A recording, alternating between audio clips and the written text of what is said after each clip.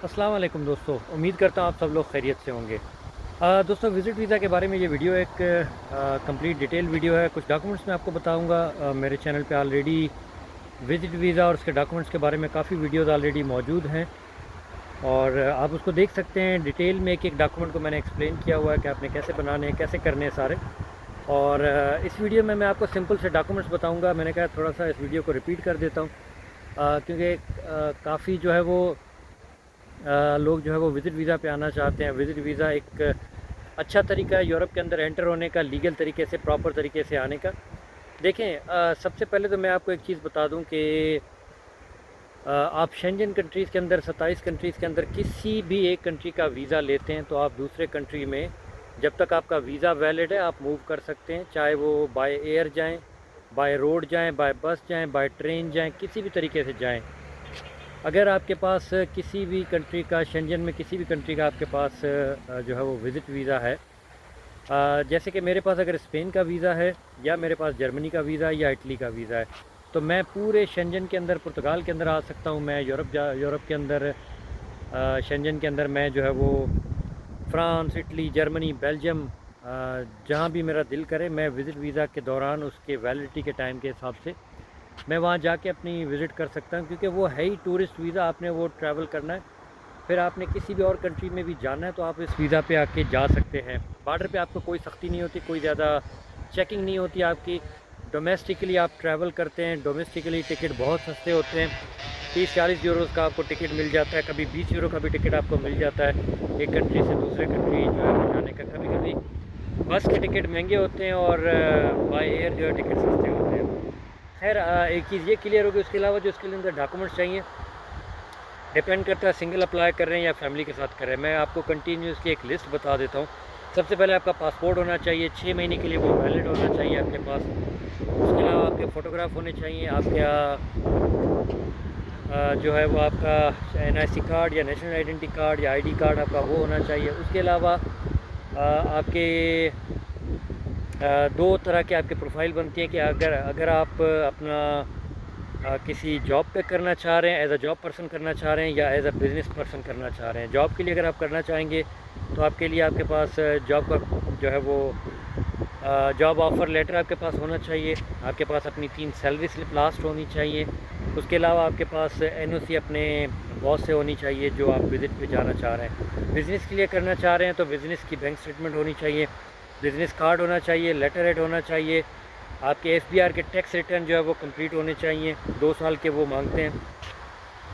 आपकी bank statement 6 month की वो मांगते हैं। नॉर्मल अभी पाकिस्तान से अगर बात करें तो सिंगल पर्सन अगर 10 दिन के लिए आना चाह रहा है तो तकरीबन 12 से 15 लाख की आपकी स्टेटमेंट होनी चाहिए। जिस हिसाब से डॉलर का रेट चल रहा है उस हिसाब से 12-15 लाख होने चाहिए, सिंगल बंदा हो और 10 दिन का अगर वो टूर करना चाह रहा है। उसके अलावा इसके लिए सबसे बेस्ट ऑप्शन, जो बेस्ट सीज़न जो है वो अप्लाई करने के लिए, वो आप मार्च से लेके जुलाई अगस्त तक, जुलाई तक जो है वो बेस्ट सीज़न होता है। अगस्त तक ये टूरिस्ट सीज़न होता है, पूरे यूरोप के अंदर बेस्ट टाइम होता है अप्लाई करने के लिए। अगर बिल्कुल ही इमरजेंसी में करना चाहते हैं तो फिर न्यू ईयर या क्रिसमस का दे सकते हैं। मैं पर्सनली न्यू ईयर और क्रिसमस को इतना ज़्यादा वो नहीं करता फोकस, तो मैं तो जो है वो जो टूरिस्ट स्टेट्स हैं उसके अंदर ही मैं कहता हूँ उसके अंदर ही ट्रैवल करना चाहिए। अच्छा, उसके अलावा बैंक स्टेटमेंट हो गई आपकी। बैंक स्टेटमेंट के अलावा एफआरसी होना चाहिए, मैरिड है तो एमआरसी होना चाहिए। बच्चों के आपके स्कूल लिविंग सर्टिफिकेट आपके पास होने चाहिए। उसके अलावा जी आपके पास अपनी ट्रैवल हिस्ट्री कोई है तो आपके वो पुराने वीज़ा होने चाहिए। जितने आपके पुराने पासपोर्ट हैं वो होने चाहिए आपके पास। ये सारी चीज़ें, आपका टिकट रिज़र्वेशन होनी चाहिए, होटल रिज़र्वेशन होनी चाहिए और आपका ट्रैवल प्लान होना चाहिए, आपका इटनरी होना चाहिए। आपका जो है वो एक शेड्यूल, जो है ट्रैवल प्लान, एक लेटर बनता है जैसे स्टेटमेंट की तरह बनता है, जिसमें आपने बताना होता है आप इस कंट्री में क्यों आ रहे हैं, कहाँ कहाँ जाएंगे, क्या करेंगे। उसके अलावा जो इटनरी है, डे वाइज प्लान जिसको बोलते हैं, कि पहले दिन आप कहाँ जाएंगे, दूसरे दिन कहाँ जाएंगे, थोड़ा आपको बना के कुछ गूगल से सर्च करके कुछ जिस कंट्री में जाना चाह रहे हैं उसके मेन मेन जो है वो जगह हैं वो उनके नाम देख लें और वहाँ उनके नाम डाल के कि पहले दिन मुझे यहाँ जाना है, दूसरे दिन यहाँ जाना है, तीसरे दिन यहाँ जाना है, इस तरह बना के वो बनाए। होटल और फ़्लाइट रिज़र्वेशन आपकी होनी चाहिए। वो आपकी जो है वो जस्ट रिज़र्वेशन होनी चाहिए, कंफर्मेशन की ज़रूरत नहीं है उसके अंदर।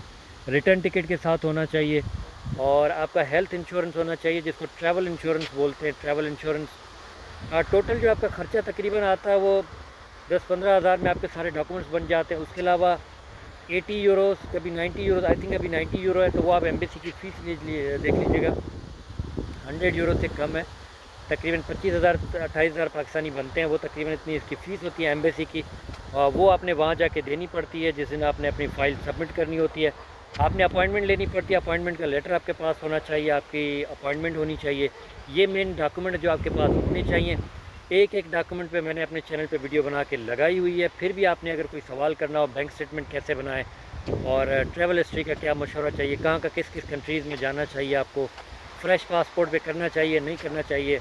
बिल्कुल, अगर आपकी प्रोफाइल अच्छी है, ज़बरदस्त है, तो फिर आप फ़्रेश पासपोर्ट भी कर सकते हैं। मैंने खुद फ़्रेश पासपोर्ट पे 3 वीज़ा लिए हुए हैं, तो मैं तो रेकमेंड करूँगा कि अगर प्रोफाइल अच्छी है तो बिल्कुल ट्राई करना चाहिए। लेकिन पूरी रिसर्च करके, पूरा अपना वर्कअप करके फिर उसके बाद करनी चाहिए। तो छोटी सी शॉर्ट थी, एक वीडियो थी, एक डिटेल डॉक्यूमेंट्स के बारे में मैंने आपको नाम बताएँ। अगर मुझे टाइम मिल गया तो मैं इसमें लिख के डॉक्यूमेंट्स की लिस्ट भी साथ में लगा दूँगा।